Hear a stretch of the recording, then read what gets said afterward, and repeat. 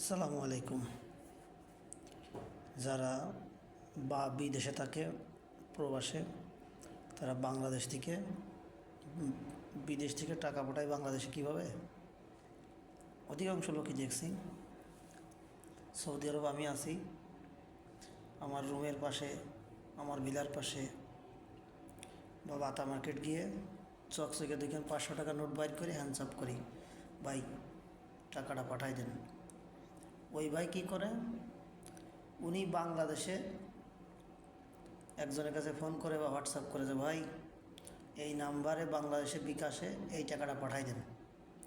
এতে করে কী হয়, 1-2 মিনিটের মাঝে বাংলাদেশের প্রান্তে মেসেজ চলে যায় যে টাকা আসছে, ওখান থেকে কল আসে, হ্যাঁ টাকা পাইছি।